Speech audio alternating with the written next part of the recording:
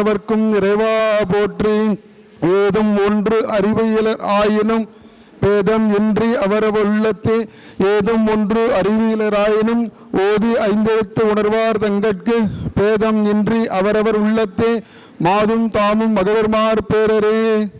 அருள்மிகு ஆவுடனாய நந்தீஸ்வர பெருமான் திருவருள் துணை கொண்டு ஐயாவின் குருவர்களையும் துணை கொண்டு இன்றைய 6வது மாத சித்தாந்த வகுப்பிற்கு திரளாக வந்திருக்கும் அடியார் பெருமக்கள் அனைவரையும் அன்புடன் வருகை என வரவேற்கிறோம். இன்று ஐயாவுடைய உரை இனிதை துவங்குகிறது.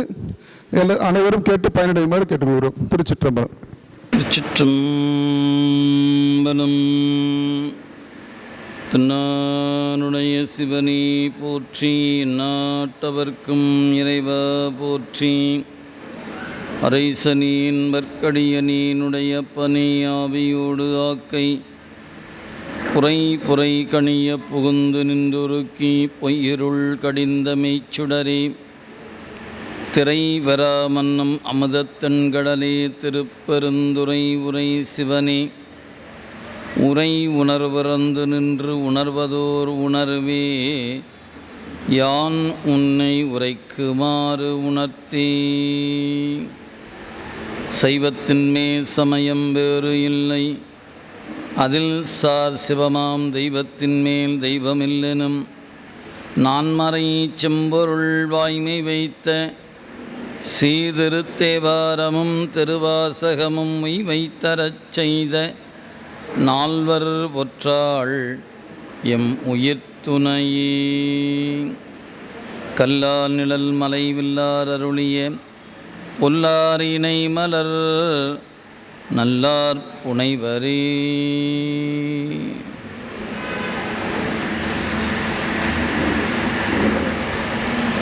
இல்லாமல்ல இறைவனுடைய திருவருட்கருணையும் குருவருளும் முன்னின்றருள் செய்ய சைவ சித்தாந்த செந்நெறியை சிந்திக்கக்கூடிய வாய்ப்பு கிடைக்கப்பெற்றிருக்கிறது. அவ்வகையிலே குருவருளையும் திருவருளையும் மனம் மொழி மெய்களாலே வணங்கி அருட்குருநாதருடைய திருவடிகளையும் ஆசிரிய பெருமக்களுடைய திருவடிகளையும் இந்த இனிய நேரத்தில் மனம் மொழி மெய்களாலே வணங்கி வருகின்றிருக்கின்ற அடியாருடைய திருவடிகளுக்கு பணிவான வணக்கங்களை உரித்தாக்கி கொண்டு, அன்பர்களே, நாம் கடந்த வகுப்பு வரை உண்மை விளக்கம் என்கிற இந்த ஞான நூலில் 31 பாடல்கள் நாம் சிந்தித்திருக்கிறோம்.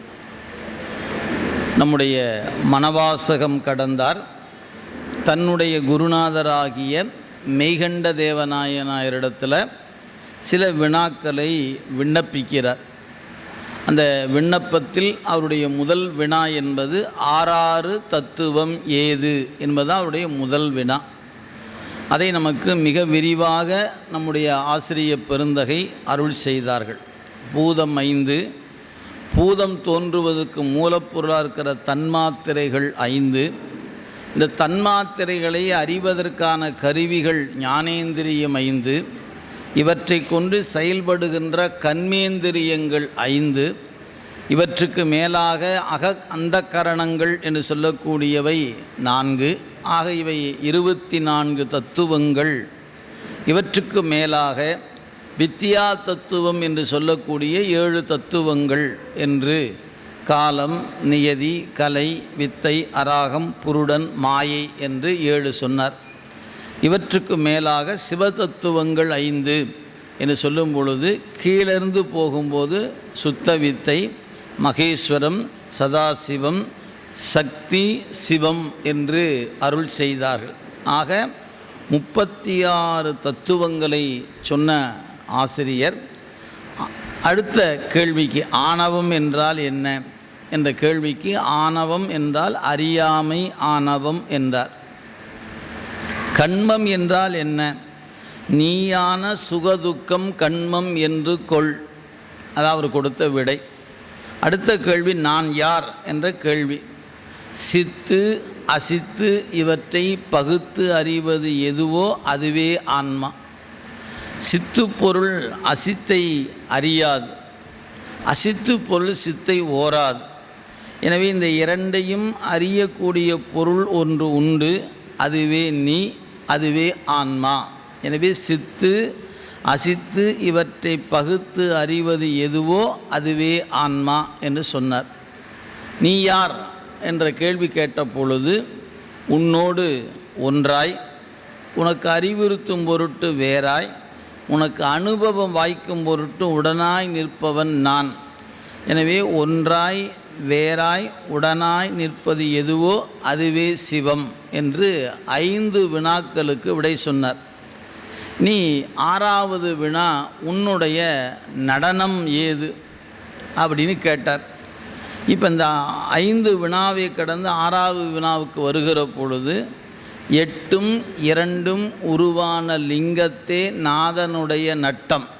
எனவே புதல்வா நவில கேள் அப்படின்னு நம்ம இந்த பாடலோடு கடந்த வகுப்பில் நிறைவு செய்திருந்தோம். எனவே சிவாய நம என்ற 5 எழுத்தாலே அவாயம் அற நின்று ஆடுகிறான் இறைவன். உயிர்களுடைய பிறவி துன்பம் நீங்கும் பொருட்டு இறைவன் 5 எழுத்து வடிவமாக நின்று ஆடுகிறான். எங்கே ஆடுகிறான் என்கும் பொழுதுதான் லிங்கத்தை ஆடுகிறான். 8ம் 2ம் உருவான லிங்கத்தே நாதனுடைய நட்டம் என்று குறித்தார். இதனுடைய செய்தியை இன்னும் கொஞ்சம் விரிவாக, அந்த நடனத்தை பற்றிய செய்தி இன்னும் கொஞ்சம் விரிவாக நமக்கு ஆசிரியர் அருள் செய்கிறார். இந்த நடனத்தை பற்றிய குறிப்பு இந்த நூலில் சொல்லப்படுவது போல வேறு நூலில் சொல்லப்படலை.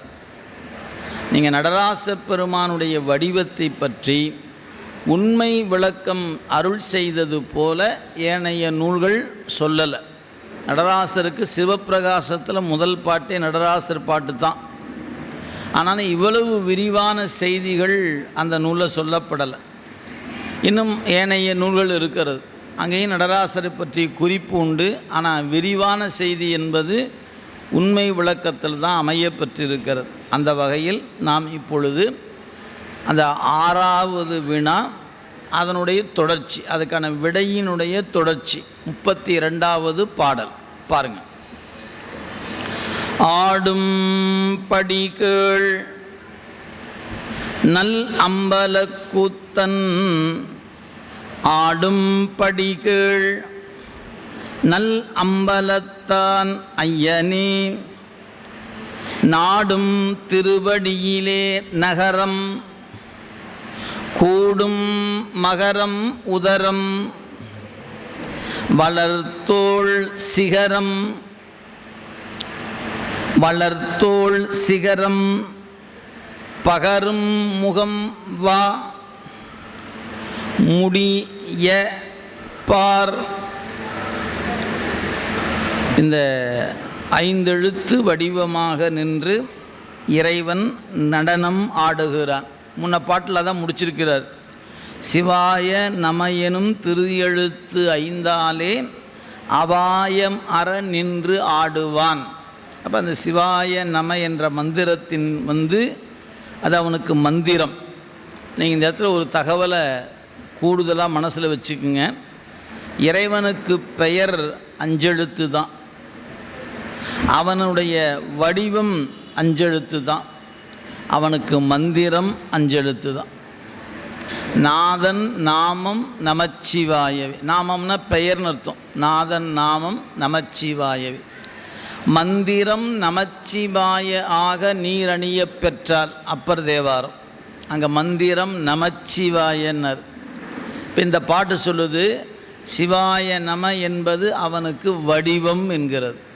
அப்போ என்ன தெரிகிறது அப்படின்னு கேட்டால், ஏனைய கடவுளருக்கெல்லாம் பேர் ஒன்று இருக்கும், வடிவம் ஒன்று இருக்கும், மந்திரம் ஒன்று இருக்கும். ஆனால் இறைவனுக்கு பேரே 5 எழுத்து தான், வடிவமும் 5 எழுத்து தான், அவனுக்கு மந்திரமும் 5 எழுத்து தான். இது வேறு யாருக்கும் பொருந்தாது, நம் பெருமானுக்கு மட்டும்தான் பொருந்தும். இதை நீங்கள் நல்ல நினைவில் வைத்து கொள்ள வேண்டும். அதில் 5 எழுத்தை பற்றி முதல் ஒரு குறிப்பு தருகிறார். ஆடும் படி கேள். மாணாக்கனை பார்த்து கேட்கிறார், மாணவனே, இறைவனுடைய அந்த நடனம் இருக்கிறதெல்லாம் நீ கேட்ட கேள்வி அதுதான். பெருமானுடைய நடனம் ஏதுன்னு நீ கேட்டிருக்க, நான் அதை பற்றி சொல்லுகிறேன். எனவே அந்த அழகிய திருச்சிற்றம்பலம் உடையான் மாணிக்கவாசகருடைய திருவாசகத்தை எழுதும் பொழுது கையொப்பம் போட்டார்.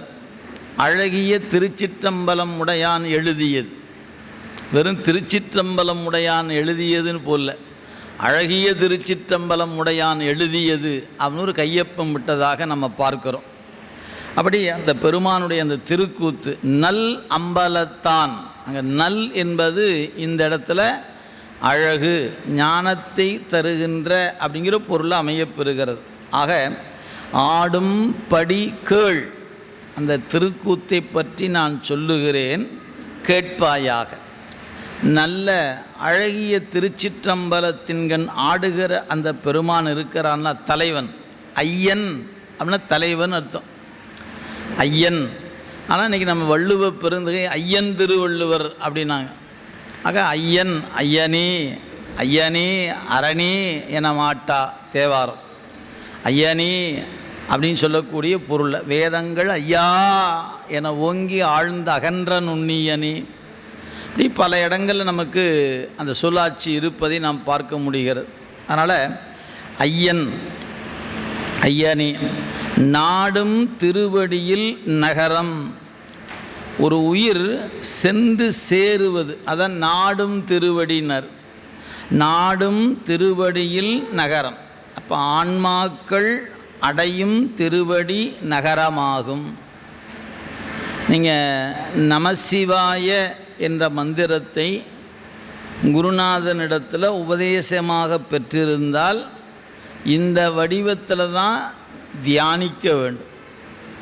நீங்கள் பெரும்பாலும் நம்ம கோயிலுக்கு போவோம், வழிபாடு பண்ணுவோம், சாமியை பார்ப்போம், அந்த வடிவத்தை மனதில் நிலைநிறுத்தி கொண்டு நாம் பாட்டு கண்ணை மூடி நிராசரை நினைத்து கொண்டு இருப்போம். அப்படின்னா அது இந்த நூல் படிக்கிறதுக்கு முன்ன வரைக்கும். இந்த நூலை படிக்கும்போது நமக்கு என்ன சிந்திக்கணும்னு கேட்டால், ஒவ்வொரு எழுத்தை சொல்லும்போதும் ஒரு பொருள் நம் நினைவுக்கு வரணும். அப்போ நகரம் என்று சொல்லும் பொழுது திருவடி நம்ம அறிவில் தோன்றணும்.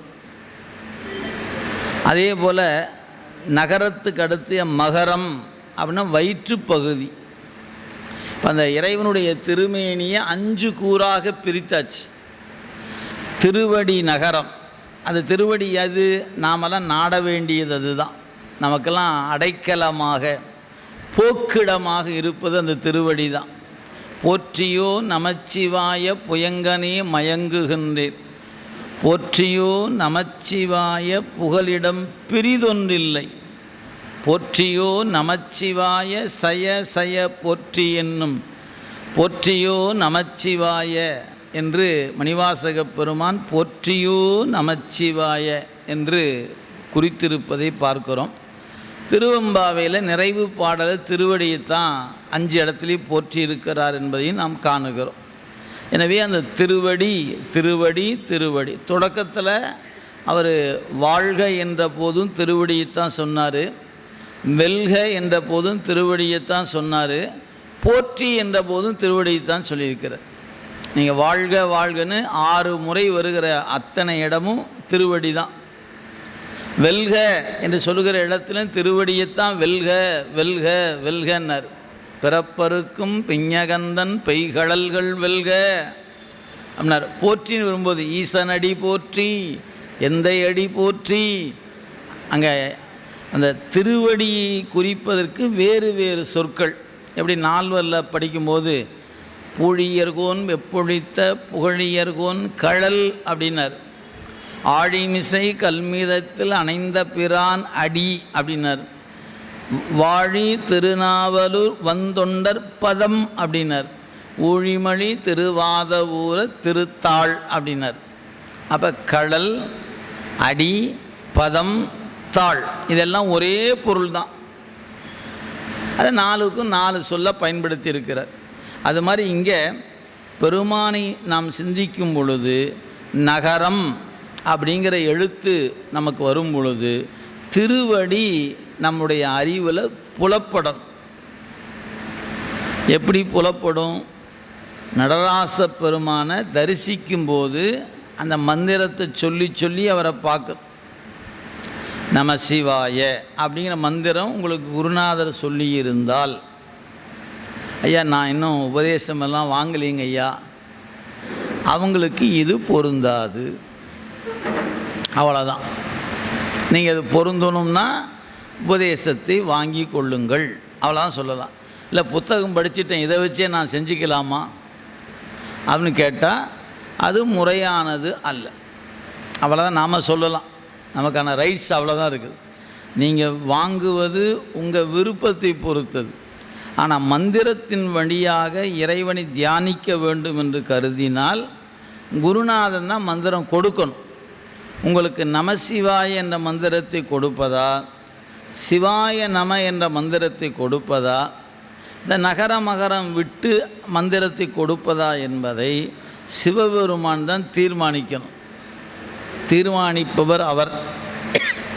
அதை நமக்கு கொடுக்கறதுக்கு ஒரு நபர் இருக்கிறார் பாருங்கள், அவர் தான் குருநாதர். சிவபெருமான் என்ன தீர்மானித்தாரோ அது நமக்கு வந்து சேரணுமா இல்லையா? அப்படி வருகிற இடம்தான் நம்முடைய குருநாதனாக இருக்கக்கூடிய இடம். எனவே முறையாக சிந்திக்கும் பொழுது குருவின் வழி அந்த மந்திரத்தை பெற்றவர்கள் இந்த முறையில் தியானிக்க வேண்டும். நீங்கள் ஒரு வழிபாட்டில் இருக்கிறீங்க, ஒரு 10 நிமிடம் கண்ணை மூடி 5 எழுத்து மந்திரத்தை நாம் சொல்லணும் அப்படின்னு நினச்சா, நா என்கிற பொழுது திருவடியும், மா என்கிற பொழுது வயிற்று பகுதியும், சி என்கிற பொழுது 2 தோளும், வா என்கிற பொழுது முகமும், யா என்கிற பொழுது திருமுடியும் தோன்றணும். அப்போ இந்த மந்திரம் ஜபம் செய்தல் என்பது வேறு. மந்திரத்தை ஜபிக்கும்போது என்ன பண்ணுவோம்? நமசிவாய் நமசிவாய் நமசிவாய் நமசிவாய் நமசிவாய் நமசிவாய் நமசிவாய் நமசிவாய் நமசிவாய் நமசிவாய்னு ஓட்டுவோம். அது ஓடிட்டே இருக்கும். கொஞ்சம் நாட்பட இந்த வேகம் குறையும். தொடங்கும்போது வேகமாக தான் இருக்கும் யாருக்காக இருந்தாலும்.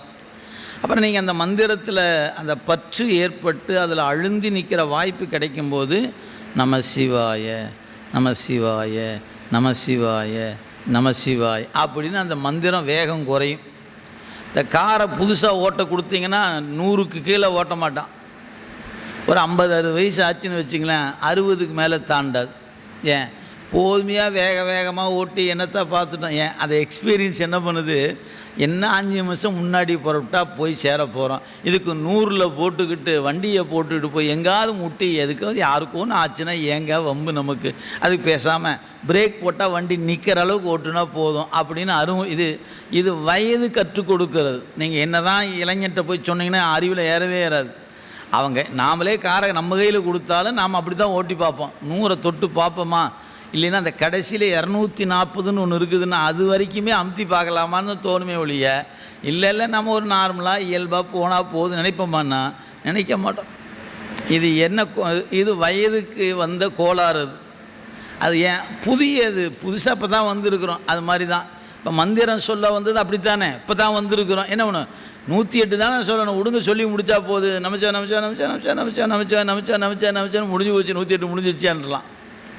ஆனால் வயது ஆக ஆக அந்த மந்திரத்தில் ஒரு அனுபவம் ஆக ஆக இந்த மந்திரம் சொல்லுகிற வேகம் குறையும். அதைத்தான் மணிவாசர் வேகம் கெடுத்து ஆண்ட வெந்தன் அடி வெல்கன்னர். அவன் தான் அந்த வேகத்தை கெடுப்பவன், அவன் தான். அப்போ நமக்கு இயல்பாகவே மந்திரத்தை சொல்ல சொல்ல சொல்ல சொல்ல நம்மிடத்தில் சில மாற்றங்கள் நிகழும். அது சொல்பவர் அனுபவத்துக்கு உரியது. அதனால் அந்த வகையில் இப்போ மந்திரம் தியானிக்கும்போது, இப்போ மந்திரம் சொல்லும் பொழுது நம சிவாய நம சிவாய நம சிவாயன்னு தியானிக்கணும். ஜபம் பண்ணும்போது தியானிக்கும் பொழுது நான் அப்படின்னு சொன்னால் திருவடி, மா வயிறு, சி 2 தோள், வா முகம், யா முடி. அப்போ என்ன பண்ணும்? ந ம சி வா ய ந ம சி வா ய ந ம சி வா ய அப்படின்னு இந்த மந்திரத்தை தியானிக்க தொடங்கணும். இப்படி நீங்கள் மந்திரத்தை சொல்லிக்கிட்டே வந்தால் என்ன ஆகும் அப்படின்னு கேட்டால், ஒரு கட்டத்தில் இந்த திருவடி, அப்புறம் வயிறு, அப்புறம் இரு தோள், அப்புறம் முகம், அப்புறம் முடி.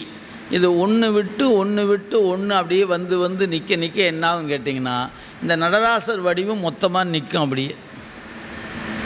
அது எது போல் அப்படின்னு கேட்டால், நீங்கள் இந்த கோயில் விழாக்கள்லாம் பார்த்தீங்கன்னா தெரியும், ஒரு யானை தன் கையிலிருந்து தண்ணி ஊற்றுற மாதிரி இருக்கும் சிவலிங்கத்துக்கு. அவங்க என்ன பண்ணியிருப்பாங்க, அந்த யானை கை இப்படி மேலே வச்ச மாதிரி ஒரு லைன் இருக்கும், லைட். அடுத்தது இன்னும் ஒரு லைன் கீழே அப்படி இறங்கி வச்சுருக்கும். அடுத்தது இன்னொன்று, ஒரு 2-3 வரிசை வச்சுருக்காங்கன்னு வச்சுக்கோங்களேன். இது அந்த மின்சாரம் இணைக்கப்பட்ட உடனே அந்த இணைப்பில் பாருங்கள், கை இங்கே நிற்கும், இங்கே நிற்கும், அப்புறம் திருப்பி போகும், இப்படி வரும். இதை கொஞ்சம் நேரம் கவனித்து பார்த்துட்டே இருந்தீங்கன்னா கையை இறக்கி ஏற்றி கொண்டு இருக்க மாதிரியே இருக்கும். ஏன்? அது தொடர்ச்சியாக நடைபெறுவதனால அந்த வடிவம் அப்படியே நின்றுடும். இதுதான் அடிப்படையான ஒன்று. உங்கள் தலைக்கு மேலே இருக்கிற காத்தாடி இருக்குது பார்த்தீங்களா, 3 இறகு இருக்கிறது. நின்று கொண்டு இருக்கிறத பார்க்கும்போது தெரியுது 3. சுற்றுறதை பார்த்தா 3 தெரியுமான்னு கேட்டால் வட்டம்தான் தெரியும். ஏன்? ஒன்று போனோன்னு இன்னொன்று அந்த இடத்துக்கு வந்துருச்சு, அது போன இன்னொன்று அந்த இடத்துக்கு வந்துருச்சு. இப்படியே அது தொடர்ச்சியாக வரும் பொழுது வட்டம்தான் தெரிகிறதை ஒழிய 3 இறகு அல்லது 4 இறகு இருக்கிறது, 5 இறகு இருக்கிறதுன்னு வடிவம் தெரியாதுங்க. இதே தான் இங்கேயும்.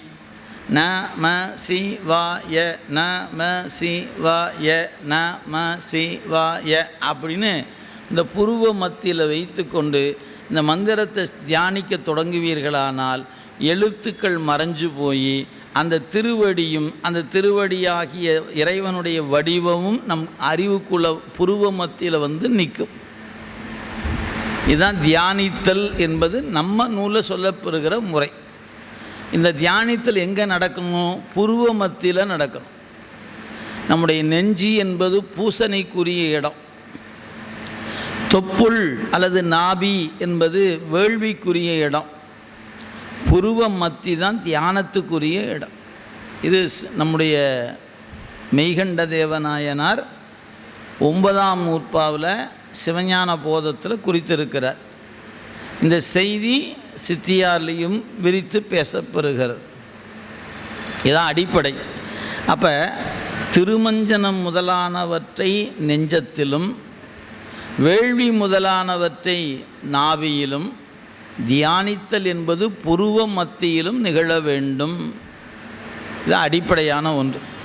அப்போ நீங்கள் வழிபாடு பண்ணுறீங்க, பூசை பண்ணியாச்சு, கொஞ்சம் நேரம் கண்ணை மூடி தியானம் பண்ணணும்னு உங்களுக்கு தோணும் பொழுது புருவ மத்தியில் தான் தியானிக்கும். இதுதான் சைவ சித்தாந்த மரபு. நினைவில் வைத்து கொள்ளுங்கள். இது எல்லாமே இன்றியமையாத குறிப்பு, உபதேசம் பெற்றவருக்கே பொருந்தும். ரொம்ப முக்கியமானது. அதனால் நீங்கள் அப்படி செய்யணும்னு தோணுச்சுன்னா உபதேசம் பெற வேண்டியது உங்கள் பொறுப்பு, பார்த்துக்கொள்ளுங்க. சரி, அப்போ இந்த நமசிவாய நல்லா ஒன்று நினைவு வச்சுங்க. பாட்டாக பாடும்போது இச்சு வரும், மந்திரமாக வரும்போது இச்சு வராது. ரெண்டையும் புரிஞ்சுக்கணும். நீங்கள் நம்முடைய பாடலில் திருமுறைகளில் திருமந்திரம் நீங்களாக எங்கெல்லாம் நமச்சிவாய என்ற மந்திரம் வருகிறதோ இச்சோடு தான் இருக்கும். காதலாகி கசிந்து வேதம் 4னும் மெய்ப்பொருள் ஆவது நாதன் நாமம் நமச்சிவாயவே தான், நமசிவாய இல்லை. நீங்கள் அந்த தேவாரம் பாட சொன்னால் நாதன் நாமம் நமசிவாயவே அப்படின்னு பாடக்கூடாது, நமச்சிவாயவே தான் பாடணும். இச்சு விட்டு பாடினீங்கன்னா பிழையாக பாடுறீங்கன்னு அர்த்தம். அதுவே மந்திரமாக கணிக்கும் போது இச்சை வச்சு கணிக்கக்கூடாது.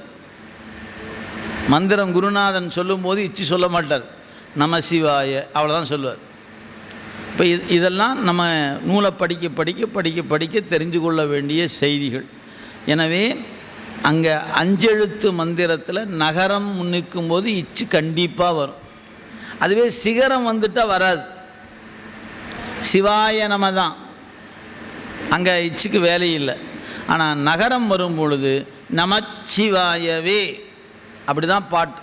நல்ல முறையாக கற்று அறிந்தவர்கள் பாடும்போது கவனித்து பார்த்தா அந்த இச்சு சொல்லாமல் பாட மாட்டாங்க. இது மூவர் பெருமக்களும் 5 எழுத்து பதிகம் பாடிட்டாங்க. சொற்றுணை வேதியன் சோதிவானவன் பொற்றுணை திருந்தடி பொருந்த கைதொழ கற்றுணை பூட்டி ஓர் கடலில் பாய்ச்சினும் நற்றுணையாவது நமச்சிவாயவே. மற்று பற்றெனக்கின்றி நின் திருப்பாதமே மனம் பாவித்தேன் பெற்றலும் பிறந்தேன் இனி பிறவாத தன்மை வந்து எய்தினேன் கற்றவர் தொழுது ஏத்தும் சீர்கரையூரி பாண்டி கொடுமுடி நற்றவா உன்னை நான் மறைக்கினும் சொல்லும்னா நமச்சிவாயவே. எங்கே வேணாலும் எடுத்து பாருங்க, நமசிவாயன்னு எந்த இடத்துலையும் பாட்டு வராது, திருமந்திரத்தில் மட்டும்தான் வரும். ஏன் அவர் மட்டும் அப்படி பாடிட்டார்? அவர் சக்கர அமைப்புகளை சொல்வதனால அந்த சக்கரத்தில் பயன்படுத்தும் போது 5 கட்டம்தான் இருக்கும். திருஅம்பல சக்கரம், நவாக்கிரி சக்கரம், நிறைய சக்கரம் இருக்குது. அந்த கட்டங்களில் எழுதும்போது இச்சு வராமல் தான் எழுதுவார். அதனால் அங்கே இச்சு அங்கே இருக்காது.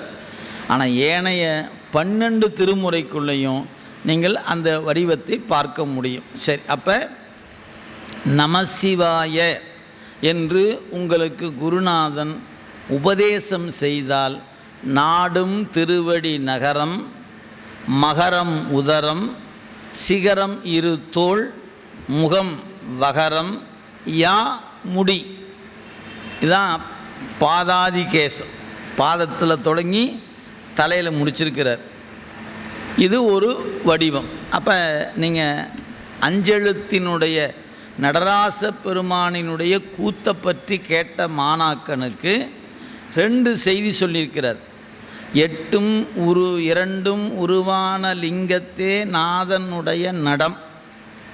அவ்வாறு அவன் ஆடுவது எதற்காக? உயிர்களுடைய பிறவி துன்பம் நீங்குவதற்காக ஆடுகிறான். அவாயம் அற நின்று ஆடுவான். இது முதல் செய்தி. அதில் அடுத்து 2வது செய்தி என்ன சொன்னார்? நமசிவாய என்றால் அந்த பெருமானை எப்படி தியானிக்க வேண்டும் அப்படிங்கிறது சொல்லியிருக்கிறார். இனி இந்த அதே நடராச பெருமான சிவாய நம என்றால் எப்படி பார்க்கணும்? அடுத்த பாட்டு பாருங்கள், 33வது பாட்டு. சேர்க்கும் துடி சிகரம் சேர்க்கும் துடி சிகரம் சிக்கன வா வீசுகரம்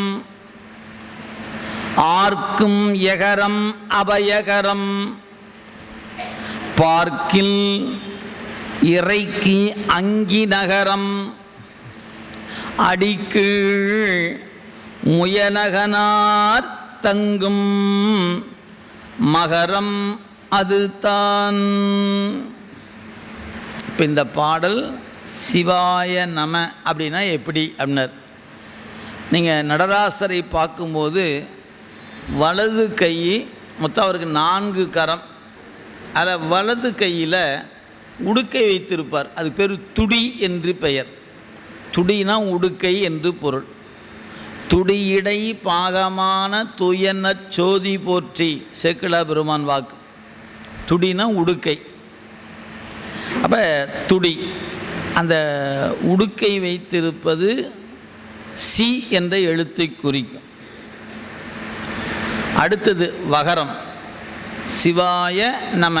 அந்த வா என்பது இடதுபுறத்திலிருந்து வலதுபுறத்தை நோக்கி வந்திருக்கிற கை.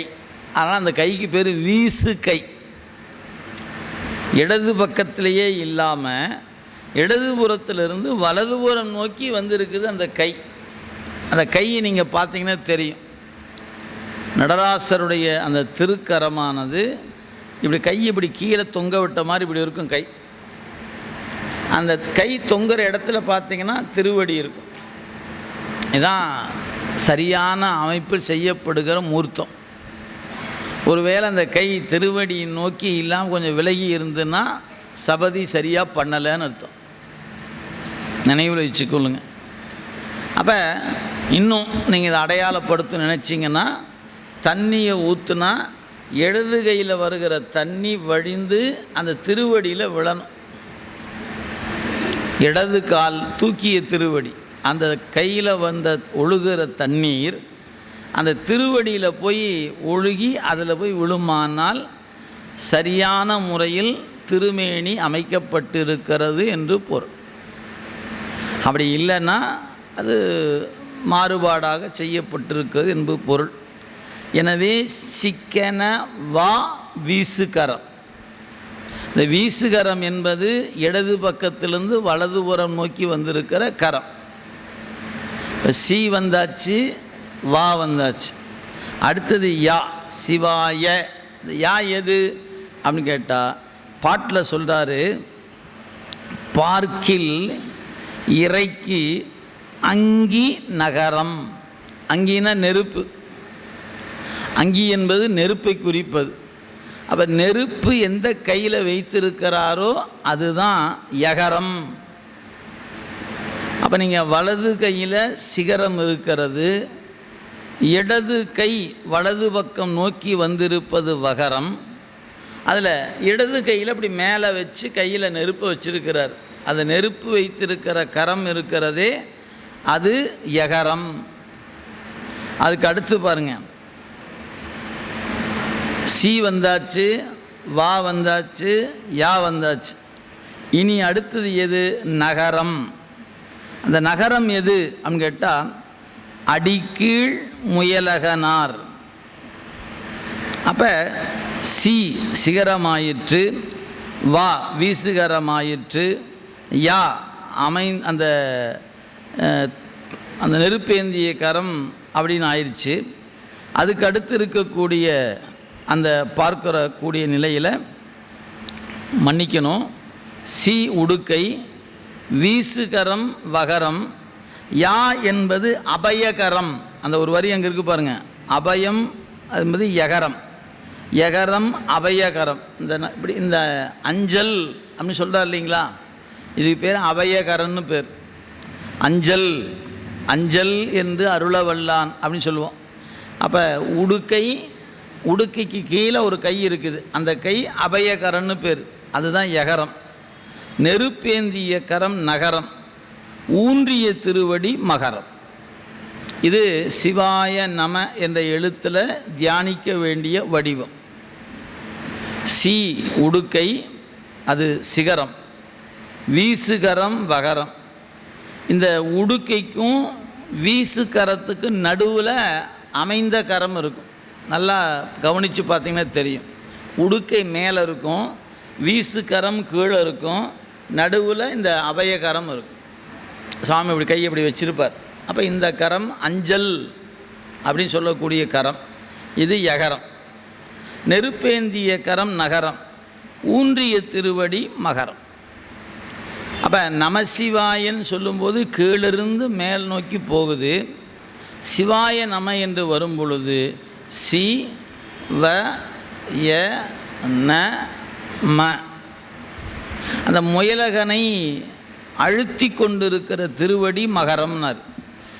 முயலகனார் அடி தங்குகின்ற அதனை அந்த வச்சு காலை ஊன்றிக்கார் பாருங்க, அதுதான் மகரம் அப்படின்னு இங்கே கொடுக்கப்பட்டிருப்பதை பார்க்கிறோம். அப்போ முன்னை பாட்டில் நமசிவாயன்னு சொன்னார், இந்த பாட்டில் சிவாய நம என்று கொடுத்திருக்கிறார். இந்த ரெண்டு வகையிலும் இவ்வாறு கொடுக்கப்பட்டிருக்கிறது. இதில் ஒரு குறிப்பை நீங்கள் நினைவில் வைத்து கொள்ளுங்க. எப்பொழுதுமே நகரம் முன் நிற்குமானால் உலகியல் பயனை தரும், அதை இம்மை பயனை தருதல்னு பேர். சிகரம் முன் நிற்குமானால் அது மறுமை பயனை தரும் என்பதாகும்.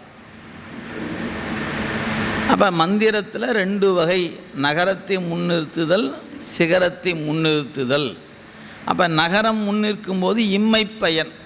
இந்த இம்மை பயன் அப்படின்னா இன்றைக்கி நீங்கள் எவ்வளவு பெரிய பெரிய பதவிகளை பெறுவது, என்னென்ன வகையான போகங்களை துய்ப்பது எல்லாமே பொருந்தும். மறுமை பயன் அப்படின்னு சொன்னால் அடுத்த பிறப்பில் நல்ல பிறப்பாக பிறந்து நல்ல ஞானத்துக்கு ஏதுவாக வாய்ப்புகள் அமைதல் மறுமை பயன் என்று பெயர். அம்மை பயன் அப்படின்னா வீடு பேற்றுக்கு அம்மை பயன்னு பேர். இந்த சொல்ல நினைவில் வச்சுக்கங்க, இம்மை பயன், மறுமை பயன், அம்மை பயன். இம்மை இந்த பிறப்பில் வேண்டியவற்றை பெறுவது. மறுமை என்பது அடுத்த பிறப்பு நல்ல பிறப்பாக அமைவது. அம்மை என்பதும் பொழுது இறைவன் திருவடி தாமரையில் இருந்து இன்பம் துய்க்கக்கூடிய நிலை. இந்த மூணும் நீங்கள் தேவாரம் படிச்சிங்கன்னா இது எல்லா பாட்டில் இருக்கிறது. நீங்கள் பல பதிகங்களில் பார்த்தீங்கன்னா தெரியும், இந்த பிறப்பில் இறைவன் புகழை சொன்னால் உங்களுடைய பந்த பாசம் அறுபடும், வினை நீங்கும், துன்பம் இலர், துயரம் இலர், இப்படிலாம் குறிப்பு இருக்கும். அதே தேவாரத்தில் மறுமைக்கான பயனை சொல்லும் பொழுது இப்போ மட்டும் இல்லைப்பா, அடுத்த பிறப்பிலும் துன்பம் வராமல் உன்னை காப்பாற்றுனார். இது வலஞ்சுழியில் பாடுறார் ஞானசம்பந்த பெருமான். மாதோர் கூரனை வலஞ்சுழி மருவிய மருந்தினை வயற்காழி நாதன் வேதி ஞான சம்பந்தன் வாய் நவிற்றிய தமிழ் மாலை ஆதரித்து இசை கற்று வல்லா சொல கேட்டு உகந்தவர் தம்மை வாதியா வினை மறுமைக்கும் இம்மைக்கும் வருத்தம் வந்தடையா. இது மறுமைக்கும் இம்மைக்கும். வானில் அரசு ஆழ்வர் ஆணை நமது மறுமை பயன். நீங்கள் வானுலகத்துக்கு போகலாம், ஆட்சியில் அமரலாம், இந்திரனா கூட இருக்கலாம், தேவேந்திரனாக இருக்கலாம், இன்னும் வேறு வேறு பிறப்புகள் பிறந்து நீங்கள் ஆட்சி பொறுப்பில் அமரலாம். அது எல்லாமே மறுமை பயன். அதே தேவாரம் சொல்லுது, அவன் திருவடியில் போய் சேரலான்னு சொல்லுது. நீங்கள் மறையுடையாய் திருப்பதிகத்தில் நிறைவு பாடல், நீடவல்ல வார்சடையான் மேய நெடுங்களத்தை சேடர்வாலு மாமருகில் சிறபுறக்கோன் நலத்தால் நாடவல்ல பணுவல் மாலை ஞான சம்பந்தன் சொன்ன பாடல் 10 பாட வல்லார் பாவம் பறையும் இம்மை பயன். நீங்கள் பாடினீங்கன்னா பாவம் பறையும். இதுவே அவ்வினைக்கு இவனை பதிகத்தில் பாடுறார். பிறந்த பிறவியில் பேணியம் செல்வன் கழலடைவான், இறந்த பிறவி உண்டாகில் இம்மைக்கும் இறந்த பிறவி உண்டாகில் இமையவர்கோன் திறம்பையில் ஞான சம்பந்தன் செந்தமிழ் 10 வல்லார் நிறைந்த உலகினில் வானவர் கோனொடும் கூடுவர். வானவர் தேவர்கள், வானவர் கோன் சிவபெருமான், அவரோடு கூடுவர். இது அம்மை பயன். அப்போ தேவாரம் படித்தா என்ன பயன்? 3 வகையான பயன் இருக்குது. உங்களுக்கு எது வேணுமோ அதை படிச்சுக்கலாம். இம்மை பயன் வேணுமா வாங்கிக்கிங்க. எனக்கு அடுத்து நல்லா இருந்தால் போதும், இல்லையா எனக்கு வீடு பேர் தான் வேணும், வாங்கிக்க. இத்தனையும் நம் தேவாரம் நமக்கு தரும். சரி, அப்போ இந்த நமசிவாய என்பது இம்மை பயனை தருகின்ற மந்திரம். சிவாய நம மறுமைக்குரிய பயனை தரக்கூடியதாக இருப்பது என்பது உரையாசிரியர்கள் நமக்கு தருகிற ஒரு குறிப்பு. சரி, அடுத்து இந்த 2 மந்திரத்துக்கும் பார்க்குறோம். இப்போ நமக்கு ஒரு கேள்வி எழும். ஐயா, நீங்கள் சொன்னீங்க நமசிவாயன்னு சொன்னால் ஊன்றிய திருவடியிலிருந்து திருமுடி வரைக்கும் பார்க்கணும். நீங்கள் சிவாய நமன் சொன்னால் உடுக்கை, வீசுகரம், அமைந்தகரம், நெருப்பேந்திய கரம், அப்புறம் ஊன்றிய திருவடின்னு பார்க்கணுங்க. எனக்கு ஓமோடு சேர்த்து சொல்லிட்டாரே, நீங்கள் ஓம் பற்றி ஒன்றுமே சொல்லலையே அப்படி உங்களுக்கு தோணுச்சுன்னா, ஓம் என்பது திருவாசி என்று பொருள். நம்ம பிரபாவலைன்னு சொல்கிறாங்க பாருங்கள், தமிழில் திருவாசின்னு அதுக்கு பேர். அந்த பிரபாவலை என்கிற திருவாசியில் 51 சுடர் இருக்கும். பெரும்பாலும் சிற்பிகள் பண்ண மாட்டாங்க, ஒரு 20 25 வச்சுருப்பாங்க. ஆனால் நீங்கள் முறையாக சொல்லி பண்ணுற வாய்ப்பு கிடச்சுன்னா அந்த சுடர் 51 சுடராக இருக்கணும். நீங்கள் எப்போது பண்ண உங்களுக்கு வாய்ப்பு கிடச்சி நீங்கள் பார்க்குற சபதி சரின்னு சொன்னார்னா பண்ணிக்கலாம். இதுதான். ஆனால் பெரும்பாலும் கடைகளில் போய் பாருங்கள், ஒரு 30 25 அப்படி தான் இருக்கும். அவங்க ஒரு இடைவெளி கொடுத்து சுடரை வச்சுருப்பாங்க, அவ்வளோதான். அது பெரும்பாலும் அப்படி தான் இருக்கிறத பார்க்க முடியும். ஆனால் தில்லையில் போய் பார்த்தீங்கன்னா 51 சுடர் உண்டு. நடராச பெருமானுடைய திருவாசியில் 51 சுடர் உண்டு. அதெல்லாம் ஒவ்வொரு சுடரும் ஒரு எழுத்தை குறிப்பது. அச்சரங்கள் 51 என்பதனால் அந்த குறிப்பு அங்கே கொடுக்கப்படுகிறது. சரி, அப்போ ஓம் என்கிற பிரணவம் இறைவனுக்கு எதுவாக நிற்கும்? திருவாசியாக இருக்கும். அதனால தான் நடராசருடைய வடிவத்தில் திருவாசியோடு கூடிய நடராசரும் உண்டு, திருவாசி இல்லாத நடராசரும் உண்டு. ஓம் என்ற மந்திரம் இல்லாமல் எந்த மந்திரமும் இல்லை. ஆனால் 5 எழுத்து மந்திரத்துக்கு ஓம் இல்லாமலே சொல்லலாம். இதெல்லாம் நீங்கள் தெரிஞ்சுக்கிட்டால் நாம் சொல்கிற மந்திரம் எவ்வளோ உயர்ந்த இடத்துல இருக்குதுன்னு நீங்கள் பார்க்கலாம். இப்போ உதாரணத்துக்கு அம்மைக்கு ஒரு மந்திரம் சொல்லணும்னு வச்சுக்கங்களேன். எல்லோரும் என்ன சொல்லுவீங்க? ஓம் சக்தி. ஓம் சக்தி தான். ஓமை விட்டுலாம் வெறும் சக்தி சக்தியெல்லாம் சொல்ல மாட்டோம். சரிங்களா? சரி, முருகனுக்கு சொல்கிறாந்தா ஓம் சரவண பவ, ஓம் சரவண பவ, அதான் அவருக்கு மந்திரம். அதே மாதிரி திருமால், இப்படி யாரை எடுத்துக்கொண்டாலும் ஓம் என்ற எழுத்து இல்லாமல் மந்திரம் இல்லை. ஆனால் நமக்கு நமசிவாயன்னு சொல்லலாம், சிவாய நமன்னு சொல்லலாம், ஓம் நமச்சிவாயன்னு சொல்லலாம், ஓம் சிவாய நமன்னு சொல்லலாம். இந்த ஓம் என்ற எழுத்தை சேர்த்தும் சொல்லலாம், சேர்த்தாமலும் சொல்லலாம். சரியா? நான் எப்படி சொல்லட்டும்? குருநாதன் உங்களுக்கு எப்படி சொன்னாரோ அப்படி சொல்லணும். நான் ஏன் திரும்ப திரும்ப அந்த இடத்துல போய் நிற்கிறேன் தெரியுங்களா? இப்போ 2 மந்திரம்தான் பார்த்துருக்குறோம். நமசிவாய ஒன்று, சிவாய நம. அதுலேயே ஓம் சேர்த்தி சொல்லும்போது 4 வகை ஆகிப்போச்சு. இப்போ 4 வகையில் நாம் எதையுங்க சொல்கிறது? எதுக்கு வம்பு? ஒரு தடவை ஓம் நம சிவாய, அப்புறம் ஓம் சிவாய நம, அப்புறம் நம சிவாய, அப்புறம் சிவாய நம. 4 சொன்னால் கெட்டுக்கு போகுது. என்ன கெட்டு போச்சு அப்படிலாம் சொல்லக்கூடாது. ஏதாவது ஒன்றை தான் பற்றி அந்த மந்திரத்தை பிடித்து சொல்லிக்கிட்டே வந்தால் அந்த மந்திரம் உங்களை படிப்படியாக மேலே உயர்த்தும். அப்போ இது ஒரு குறிப்பு. நாம் இப்போ பார்ப்பது நடராசனுடைய திரு நடனத்தை பார்க்கிறோம். இதுக்கு அடுத்த கேள்வி தான் 5 எழுத்துனா என்னன்னு கேட்டுக்கிறார். அதனால் அங்கே விடை அங்கே இருக்கிறது. இப்போ நமக்கு என்ன பார்க்குறோம்னா நடராசரை பற்றிய நடனத்தை பற்றி கேள்வி கேட்கப்பட்டிருக்கிறது. கூத்துனா என்ன சுவாமி?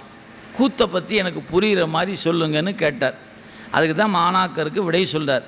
அப்போ 8ம் 2ம் உருவான லிங்கத்தே நாதன் நட்டம், இது 1. 2வது நாடும் திருவடி நகரம், மகரம் உதரம், இரு தோள் சிகரம், முகம் வகரம், யா முடி, இது ஒரு வடிவம். அடுத்தது உடுக்கை சி, வீசுகரம் வா, அமைந்தகரம் யா, நெருப்பேந்திய கரம் நகரம், ஊன்றிய திருவடி மகரம். இப்போ வந்திருப்பது எது? திருவாசியோடு கூடிய நிலை. இப்போ பாருங்கள், அடுத்த பாட்டு பாருங்கள். ஓங்காரமே நல் திருவாசி, ஓங்காரமே நல் திருவாசி, உற்று அதனில் நீங்கா எழுத்தே நிறை சுடராம், நீங்கா எழுத்தே நிறை சுடராம், ஆங்காரம் அற்றார் அறிவார், அணி அம்பலத்தான் ஆடல் இது, பெற்றார் பிறப்பு அற்றார் பின். பாட்டில் என்ன சொல்லுகிறார்? ஓங்காரமே நல் திருவாசி. ஆக திருவாசி, அதுக்கு வடமொழியில் பிரபாவலை அப்படின்னு சொல்லுவாங்க. அந்த திருவாசியாக இருப்பது ஓம் என்ற பிரணவமே திருவாசியாக இருக்கும். அதற்குள்ள உற்று அதனில் நீங்கா எழுத்தே நிறை சுடர்.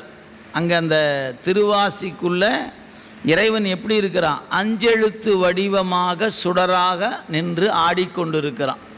எனவே அதில் பொருந்தி எல்லா காலத்தும் நீங்காமல் விளங்கி நிற்கக்கூடிய வண்ணமாக 5 எழுத்து வடிவமாக இறைவன் ஆடுகிறான். அதுதான் சுடர். எனவே நீங்கா எழுத்தே நிறை சுடரா.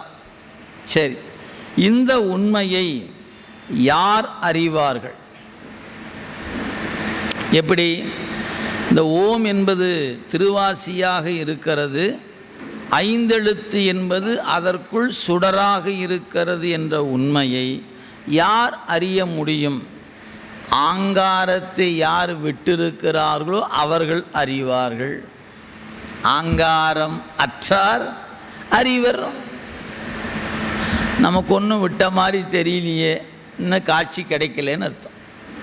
எப்போ நம்ம விடுறோமோ அப்போ அந்த காட்சி நிகழும். அதனால தான் ஒரு சின்ன குறிப்பு உண்டு. புராணமாக படிக்கும்போது நம்ம என்ன படிச்சிருப்போம் அப்படின்னு கேட்டால், தில்லை தரிசிக்க முத்தி. தில்லையை தரிசித்தா முத்தி தானே. அண்ணாமலை நினச்சா முத்தி, தில்லை தரிசிக்க முத்தி. சரி, நீங்கள் தில்லை போயிருக்கிறீங்களா? போயிருக்கிறேனுங்க. 100 ரூபா டிக்கெட்டு வாங்கிட்டு போய் பக்கத்துலேயே நின்று பார்த்துருக்கிறேனுங்க. அப்போ நமக்குள்ள முத்தி கிடச்சிருமா என்ன? புராணம் அப்படி தான் சொல்லுது. தில்லை பெருமான தரிசனம் பண்ணோம்னா முத்தி கிடைக்கும்னு சொல்லுது. 100 ரூபா கொடுத்து பார்த்துருக்குறேன். ஆருத்ரா தரிசனத்துக்கு வருஷம் போய் பார்த்துருக்குறேன். அப்போ எனக்கு என்ன கன்ஃபார்மு? முத்தி கன்ஃபார்ம் தான். நீ என்னையா பண்ணிகிட்ருக்கிற? நான் எல்லாம் தான் பண்ணுவேன். எப்படிங்க பொருந்தும்? எங்கேயோ உதைக்குதே. அப்போ இங்கே தரிசனம் என்பது நீங்கள் போய் தில்லையில் போய் காண்பது தரிசனம் அல்ல. உன் அறிவுக்குள்ளே நடராசனை பார்க்கணுமே, அதுக்கு பேர் தான் தரிசனம்னு பேர். அப்போ அறிவுக்குள்ளே எப்படி சார் பார்க்கட்டுனாரு? ஆங்காரத்தை விட்டுட்டீங்கன்னா அறிவுக்குள்ளே சுடராக வெளிப்பட்டு நிற்பாயா? உள்ளத்துள் ஓங்காரமாய் நின்ற மெய்யா விமலா விடைப்பாக மணிவாசக பெருமான் எங்கேயா இருக்கிறான்? அறிவுக்குள்ளே இருக்கிறான்யா. அப்போ என் அறிவில் இருக்கிற அவனை நான் எங்கே போய் பார்க்கட்டும்? தில்லையில் போய் பார்க்கட்டுமாயா? தில்லையில் அதுக்காக நான் தில்லைக்கு போகக்கூடாதுன்னு சொல்லி நினச்சிடாதீங்க.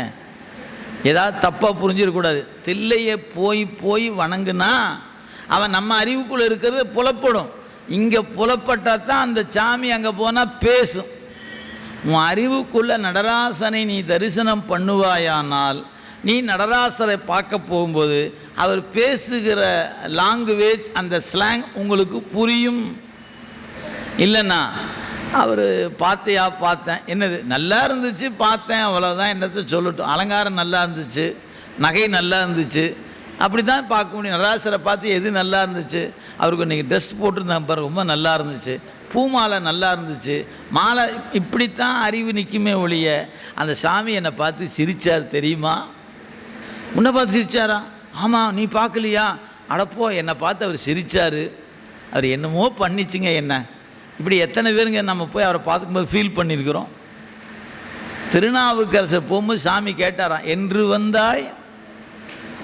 என்னப்பா இப்போ தான் வந்தையா அப்படின்னு கேட்டார். அவருக்கு தாங்க கேட்டார். நாமளும் தான் போய் பார்க்குறோம். அங்கே இருக்கிற ஆள் ஏண்டா வந்தேன்னு தான் கேட்குறான் இல்லையா? அவரை பார்த்து என்று வந்தாயின்னு கேட்குற சாமி நாம் போய் நின்னா அவர் நம்மகிட்ட பேசல, இதில் நாம் இல்லை, ஆளை விட்டு பேசுகிறார். ஏண்டா வந்த? வேறு அந்த பக்கம் கேளு அப்படின்னு சொல்கிற பேச்சு. ஏன் நம்ம தவம் அவ்வளோதான் நிற்கிது. அப்போ அந்த அறிவுக்குள்ளே காணுதல் வேண்டும். புறத்தே கண்டாதான் அகத்தில் காண முடியும். அகத்துக்குள்ளே கண்டாதான் புறத்தே பேசுகிற அந்த புரிதல் நமக்கு நிகழும். இதெல்லாம் அந்த ஒத்த கருத்தில் நிற்கும்போது இதெல்லாம் நிகழுங்க. அதனால் திருவள்ளுவர் பெருந்தகை ரொம்ப அழகாக சொன்னார். ஒரு தலைவன் ஒரு தலைவி இருக்கிறாங்க. 2 பேரும் ஒரு கூட்டத்தில் இருக்கிறாங்க. வாயை திறந்து ஒன்றும் பேசலை, கண்ணிலேயே பேசிட்டாங்கங்கிறார். சார், கண்ணில் பேச முடியுமா சார்? பேச முடியுங்கிறாரே வள்ளுவ பெருமான்.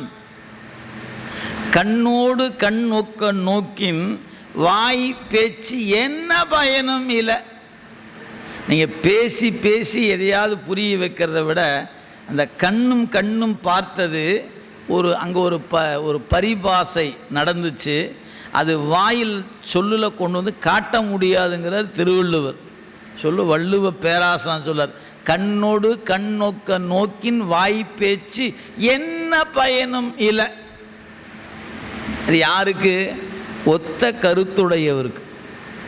மாறுபட்ட கருத்துடையவங்க 2 பேரும் பார்த்தா என்ன ஆகும்? சண்டை தான் வரும். என்னை பார்த்து முறைக்கிற? நான் என்ன உன்னைங்க பார்த்தேன், நீ என்னத்தான் பார்த்து முறைச்சிட்டே இருக்கிற. நான் ஒன்றும் உன்னை பார்க்கவும் இல்லை, நான் முறைக்கவும் இல்லை. நீ சும்மா என்னையே பார்த்துட்டு இருக்கிற. இது இயல்பு தானுங்க. நீங்கள் ஒரு வேளை அது ஒத்த கருத்தாக இருந்துச்சுன்னா எப்படி இருக்கும்? தான் நோக்கும் வேலை நிலம் நோக்கும் நோக்காக்கால் தன்னை நோக்கி மெல்ல நகும். இத்தனையும் வள்ளுவ பெருமான் சொல்லியிருக்கிறார். கண்ணு பேசுமாயா? நமக்கு தெரிய வாய் தான் பேசும், ஆனால் கண்ணும் பேசுங்கிறார். யார்? திருவள்ளுவ பெருந்தகை சொல்கிறார். அதனால சுந்தரமூர்த்தி சாமி 5 பேரறிவும் கண்களே கொள்ள, கண்ணு காது மூக்கு வாயின்னு 5 கறி 5 வேலையை செய்யும். அந்த 5ம் ஒரே இடத்துல வந்து நின்றுச்சு, எங்கள் கண்ணிலேயே வந்து நின்னாச்சு. இப்போ சுந்தரமூர்த்தி சாமி நடராச பெருமானு நேருக்கு நேர் பார்க்குறாங்களாம், பேசிக்கிட்டு இருக்கிறாங்களாம். 5 பேரறிவும் கண்களே கொள்ள. இப்போ நாம் போய் நின்று பார்த்தா எங்கே போய் சொல்கிறது? ஏன்? ஒத்த கருத்து நம்ம இடத்துல இல்லை. அதனால் அந்த பாசை நமக்கு புரிய மாட்டேங்குது. அவன் எப்பவும் பேசிக்கிட்டு தான் இருக்கிறான், நமக்கு அது தெரிய மாட்டேங்குது, வேற ஒன்றும் இல்லை. எனவே அந்த பக்தி மேலீட்டு உயர்ந்த நிலைக்கு வரும்போது அவன் பேசுவது நமக்கும் புலப்படும் அப்படின்னு வைத்து கொள்ளலாம். சரி, அப்போ பெருமானுடைய திருநடனம் என்று எடுத்துக்கொண்டால் திருவாசி என்பது பிரணவம், அதில் சுடராக இருப்பது 5 எழுத்து. ஆங்காரம் அற்றார் இந்த காட்சியை காண்பார்கள். அதான் சொன்னார், அம்பலத்தான் ஆடல் இது பெற்றார் பிறப்பற்றார். யார் இந்த காட்சியை தன்னுள் காண்கிறார்களோ அவர்களுக்கு பிறப்பு என்பது நிகழாது. இதைத்தான் பின்தாழ் சடையானை மரப்பிலார் கண்டீர் மையல் தீர்வாரே. கற்றாங்கெரியோம்பி பதிவு முழுக்க படித்து பாருங்கள். பெருமானுடைய திருக்கூத்தினை கண்டு அந்த தரிசனத்தில் ஞானசம்பந்த பெருமானிடத்தில் ஏற்பட்ட ஒரு பெருமித உணர்வு, அது ரொம்ப அழகாக நமக்கு அது பாடியிருப்பதை நீங்கள் பார்த்து கொள்ளலாம். எனவே இப்போ திருவாசியோடு கூடிய நடராச பெருமான், அது ஓம் என்ற பிரணவத்தோடு கூடிய 5 எழுத்து மந்திரம் அப்படின்ட்டார். சரி, இப்போ இது வரைக்கும் நடனம் அப்படின்னு கேட்ட கேள்விக்கு அவர் என்ன பதில் சொல்லியிருக்கிறாரு? நகரத்தை முன்னிறுத்தி ஒரு பாட்டு, சிகரத்தை முன்னிறுத்தி ஒரு பாட்டு, திருவாசியோடு கூடிய ஒரு பாட்டு, மொத்தம் 3 பாட்டு. முதல் பாட்டு என்ன? ஆன்ம அறிவில் இறைவன் ஆடுகிறான்னு சொன்ன பாட்டு. இப்போ 4 பாட்டு படிச்சிருக்கிறோங்க. 4ஐயும் நீங்கள் தெரிந்து வைத்து கொள்ள வேண்டும். நடனத்தை பற்றி சொல்லும்போது ஆன்ம அறிவில் இறைவன் ஆடுகிறான், 8ம் 2ம் உருவான லிங்கம் = ஆன்மா. இறைவன் எங்கே ஆடுகிறான் கேட்டால் சிற்றம்பலத்தில் மட்டும் ஆடவில்லை, நம் அறிவுக்குள்ளும் ஆடிக்கொண்டிருக்கிறான். முதல் பாட்டு. அடுத்தது நகரத்தை முன்னிறுத்தி, அடுத்தது சிகரத்தை முன்னிறுத்தி, அதுக்கு அடுத்த பாட்டு திருவாசியோடு கூடிய 5 எழுத்து. இந்த திருவாசியோடு கூடிய இறைவனை ஆங்காரம் அற்றார் அறிவார், அம்பலத்தன் ஆடல் இது பெற்றார் பிறப்பு அற்றார். ஆக இந்த ஆங்காரம் யான் எனது என்று செருக்க யார் விடுகிறார்களோ அவர்கள் இறைவனுடைய திருக்கூத்தினை காண்பார்கள், அவர்கள் பிறப்பு அற்று போகும் என்று இந்த பாடல் நமக்கு உணர்த்துகிறது அப்படின்னு தெரிகிறது. சரி, இனி ஒரு 3 பாட்டு. இந்த 3 பாட்டும் 3 வகையான நடனத்தை குறிக்கிறது. இப்போ பாருங்கள், அடுத்த பாட்டு பாருங்கள். தலைப்பு ஊன நடனம் என்று பெயர். இந்த பாடலுக்கு ஊன நடனம் என்று பெயர். ஊன நடனம்னா என்ன பாருங்கள். தோற்றம் துடியதனில் தோயும் திதி அமைப்பில் சாற்றியிடும் அங்கியிலே சங்காரம் ஊற்றமா ஒன்று மலர்ப்பதத்தில் உற்ற திரோதம் முத்தி நான்ற மலர்ப்பதத்தே நாடு. முன்னையும் இந்த 5 சொல்லப்பட்டது, இப்பையும் இந்த 5 சொல்லப்படுகிறது. ஆனால் சொல்லினுடைய பொருளில் வேறு பொருள். இப்போ நம்ம உடுக்கை பார்க்குறோம். தோற்றம் துடி அதனில், இந்த உடுக்கை என்ற ஒன்றை பெருமான் தன் கையில் வச்சிருக்கிறார். எதற்காக? அது எதை குறிக்கிறது அப்படின்னு ஒரு கேள்வி எழுமானால், படைத்தல் என்ற தொழிலை குறிக்கிறது. படைப்புக்குரிய சிம்பல் உடுக்கை. நீங்கள் புராணங்கள் படிச்சிங்கன்னு வச்சுக்கோங்களேன். உதாரணத்துக்கு காஞ்சி புராணம், சிவஞான முனிவர் அருளியது காஞ்சி புராணம். அதில் ஒரு பகுதி வருகிறது. இறைவன் தன் உடுக்கையிலிருந்து சப்தத்தை தோற்றுவிக்கிறான். சப்தம் ஏன்னா ரெண்டு நம்மளுடைய நூல் என்ன பண்ணுன்னு கேட்டிங்கன்னா, உலகத்தை ரெண்டாக பிரிச்சிருவோம். சப்த பிரபஞ்சம், அர்த்த பிரபஞ்சம் என்று. அதாவது சொல் உலகம், பொருள் உலகம், அதுக்கு தமிழில் பேர். சொல் உலகம் என்பது சப்த பிரபஞ்சம் என்று பெயர். அர்த்த பிரபஞ்சம்னா பொருள் உலகம்னு பேர். அப்போ உலகத்தை ரெண்டாக பிரிக்கலாம், சொல் உலகம், பொருள் உலகம். சொல் உலகத்தில் 3 இருக்கிறது, பொருள் உலகத்தில் 3 இருக்கிறது. சொல் உலகத்தில் 3 எது? எழுத்து, சொல்லு, பதம். இதுவே இங்கே பொருள் உலகத்துக்கு வரும்போது தத்துவம், புவனம், கலை. இதுக்கு அத்துவாக்கள்னு பேர். இதெல்லாம் பின்னாடி நூல் படிக்கும்போது நம்ம இதெல்லாம் படிக்க போகிறோம். சும்மா உங்களுக்கு புரிவதற்காக நான் சொல்கிறேன். எனவே இப்போ இந்த உடுக்கையிலிருந்து முதல்ல தோன்றியது நாதம், சப்தம். அந்த நாதம் என்ன பண்ணுகிறது அப்படின்போது தான் அதிலிருந்து சப்தம் வந்துச்சு. காஞ்சி புராணத்தில் மிக அழகான குறிப்பு சொல்லப்படுகிறது. உடுக்கையிலிருந்து 2 மொழிகள் பிறந்தன. ஒன்று வடமொழியாகிய மொழியும், இன்னொன்று தமிழும். ரெண்டுமே உடுக்கையிலிருந்து தோன்றியது என்று காஞ்சி புராணத்தில் சிவஞான முனிவர் தெளிவுபடுத்துகிறார். அப்போ ரெண்டுக்கும் யார் மூலம்? இறைவன் தான் மூலம். எல்லா மொழிக்கும் அவன் தான் மூலம், அது அப்பாற்பட்டது. இந்த 2 சிறப்பு வகையால் எடுத்துக்கிட்டிங்கன்னா, அதனால் தேவாரத்தில் வடமொழியும் தென்தமிழும் தாழ் நிழல் கீழ் சேர. வடமொழியும் தென்தமிழும் தாழ் நிழல் கீழ் சேர. இறைவனுக்கு எல்லா மொழியும் புரியும், நமக்கு தான் புரியாது. நல்லா நினைவில் வைத்துக்கணும். ஏன்னா இதெல்லாம் நமக்கு இன்றைக்குமே சிக்கலுக்கான ஒரு இடம். சாமியை தமிழில் கும்பிடலாமா? கும்பிடக்கூடாது, வடமொழியில் தான் கும்பிடணும். ஏன்? அப்படி தான். அதிலெல்லாம் கிரியைகள்லாம் இல்லை. இதில் தான் மந்திரம் இருக்குது, இதுதான் கிரியை இருக்குது, இங்கே தான் எல்லாம் சொல்லப்பட்டிருக்குது, இப்படி தான் கும்பிடணும். இது ஒரு வாதம். இன்றைக்கி தோன்றி இது இல்லைங்க, ரொம்ப காலமாக தோன்றுட்டு வருகிற பிரச்சனை இது. வந்தமா சித்தாந்தத்தை படித்தமான்னு போத விட்டு இந்த பிரச்சனைகள் நாம ஏயா போவானே அப்படி தோணலாம். நினைவில் வைத்து கொள்ளுங்க, இறைவனுக்கு மொழி வேறுபாடு இல்லை. அவன் எல்லா மொழியாலும் ஏற்றும் இறைவன். அவர் தேவாரமே சொல்லுது. ஆனாலும் அவன் சிறப்பு வகையால் தமிழும் வடமொழியும் அந்த மொழிக்குரியவனாகவே இறைவன் நிற்கிறான். அப்படி நிற்கும் பொழுது நீங்கள் வடமொழியை சொன்னாலும் இறைவன் ஏற்பான், தமிழில் சொன்னாலும் ஏற்பான். அப்போ நீங்கள் இது வேண்டாம் அது வேண்டான்னு சொல்லலாமா? 2 பேருமே சொல்லக்கூடாது தான். ஆனால் என்ன, இப்போ நம்ம வடமொழியை பிடித்து நிற்பவர்கள் தமிழ் வேண்டாம் என்கிறோம், தமிழை பிடிச்சவங்க வடமொழி வேண்டாங்கிறோம். சாமி 2 பேருமே வேண்டாம் போங்கடான்னு உட்காந்துக்கிறார். அப்படி வச்சுக்கலாமா? இல்லை, அவர் 2 பேருமே நீயும் சொல்லு நீயும் சொல்லு, நான் ஏற்றுக்கிறேன்னு ஏற்றுக்கிறார். எனவே நீங்கள் மொழி வேறுபாடு நமக்குத்தானே ஒழிய இறைவனுக்கு அந்த வேறுபாடெல்லாம் இல்லை. உங்களுக்கு எந்த மொழி உணர்வில் இருக்கிறதோ அந்த மொழியில் வணங்குங்க. யார் எதை சொன்னாலும் காதில் வாங்காதீங்க. ஏன்?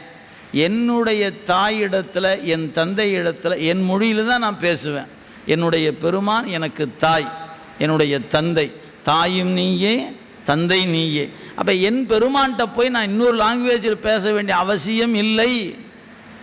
இது நீங்கள் தெளிவுபடுத்திக்க வேண்டிய உங்கள் பொறுப்பு. ஒருவேளை உங்களுடைய தாய் மொழி வேறு மொழின்னு வச்சுக்குவோம், தெலுங்கு அல்லது கன்னடம் அல்லது மலையாளம் அப்படின்னா மலையாளத்தில் பேசுங்க, சாமி அருள் செய்யாமல் போயிடுவாரா என்ன? கண்டிப்பாக அருள் செய்வார். ஏன்? அவனுக்கு எல்லா மொழியும் தெரியும். எனக்கு என்ன மொழி என் தாய்மொழியோ அந்த மொழியில் என் இறைவனை வழிபாடு செய்வதற்கான உரிமையை யாரும் தடுப்பதற்கு அதிகாரம் இல்லை. மறந்துடக்கூடாது. இல்லை சார் இங்கே சொல்கிறாங்க அங்கே சொல்கிறாங்க அப்படி அவங்க சொல்கிறவங்க சொல்லிக்கிட்டே இருக்கட்டும், நமக்கு அதை பற்றி கவலை இல்லை. என்னுடைய பெருமானை என் மொழியால் நான் ஏற்றுவேன் அப்படின்னு நீங்கள் நினைவில் வைத்து கொள்ளலாம். இது சிக்கலுக்குரிய இடம். ஆனால் இது இன்றைக்கி நான் பேசுகிறதுனால அந்த பிரச்சனையெல்லாம் தீர்ந்து போயிடாது. அது இருக்குது, இன்றைக்கி வரைக்கும் காலமாக வந்து கொண்டு இருக்கிற ஒரு இடம். அதில் இப்படி ஒரு சிந்தனை இருக்கிறது. நான் அதற்கு மேலே ஆழமாக நான் போகலை, விட்டுறேன், உங்கள்கிட்டே விட்டுறேன். உங்களுக்கு எது பிடிக்குதோ அதை நீங்கள் பாருங்கள். ஆனால் நினைவில் வைத்து கொள்ளுங்கள், இறைவன் தமிழோடு இசையானவன். இறைவன் தமிழாக இருக்கிறான்னு அவரே சொல்லார். அப்படி இருக்கும்போது அந்த தமிழ் அவனுக்கு ஆகாதது அல்ல, அவனுக்கு உரியது தான். அவ்வளோதான் அடிப்படை. நம்ம அதை நீங்கள் போக பார்த்துக்குவோம். சரி, இப்போ இந்த பாட்டில் என்ன சொல்ல வரார் அப்படின்னு பார்த்தீங்கன்னா, உடுக்கையில் தோற்றத்தை குறிக்கிறது. எனவே துடி என்பது தோற்றம், தோற்றம் துடி அதனில். சரி, அடுத்தது தோயும் திதி அமைப்பில், அதாவது அபயகரம்னு சொன்னோம் பார்த்தீங்களா, அது காத்தல்னு பேர். திதி என்றால் காத்தல் என்று பொருள். தோற்றம் உடுக்கை, காத்தல் அபயகரம். அப்போ படைத்தல் காத்தல். அடுத்தது நெருப்பேந்திய கரம் அழித்தல். ஊன்றிய திருவடி மறைத்தல். எடுத்த திருவடி அருளல்னு பேர்.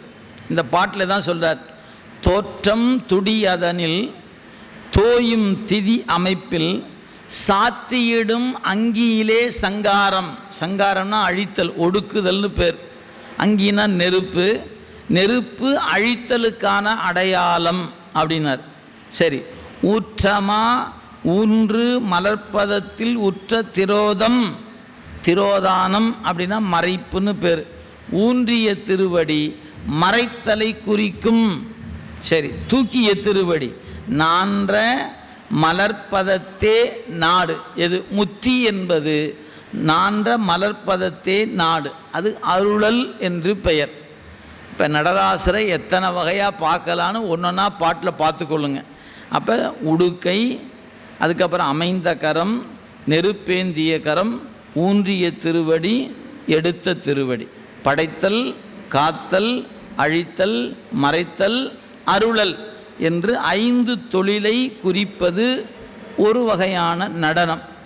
நடராசரை பார்க்கும்போது இந்த நோக்கில் நீங்கள் அவரை பார்த்தால் இந்த நடனத்துக்கு ஊன நடனம் என்று பெயர். இந்த நடனத்துக்கு பெயர் ஊன நடனம் என்று பெயர். முன்ன மந்திரத்தின் வடிவமாக இறைவன் எப்படி இருக்கிறான்னு சொன்னார். நாம் காணும்போது இந்த முறையில் காண்போம் என்று சொன்னால் நாம் ஊன நடனத்தில் நின்று இறைவனை காண்கிறோம் என்று பொருளாகிறது. அப்போ இந்த அடிப்படையில் நாம் பார்க்கணும். இதில் என்ன கருத்து அப்படிங்கும்போது தான் அந்த பெருமான் இந்த 5 தொழில் கூத்தினை அவன் செய்யக்கூடியவன் அப்படிங்கிறத இந்த பாடலில் உணர்த்துகிறார் ஆசிரியர். அந்த கூத்தில் அந்த 5 தொழில் என்ற முறையில் நகரத்தை முன்னிறுத்துதல், சிகரத்தை முன்னிறுத்துதல் என்ற முறையில் பலவாறு இருந்தாலும் 5 தொழில் என்று சொல்லுகிற பொழுது இந்த நோக்கில்தான் நம்முடைய பெருமானை பார்க்கிறோம். இதற்கு ஊன நடனம் என்று பெயர். இந்த அளவு வைத்து கொள்வோம். ஒரு தேநீர் பருகிய பிறகு அடுத்த நடனத்தை பற்றி சிந்திப்போம்.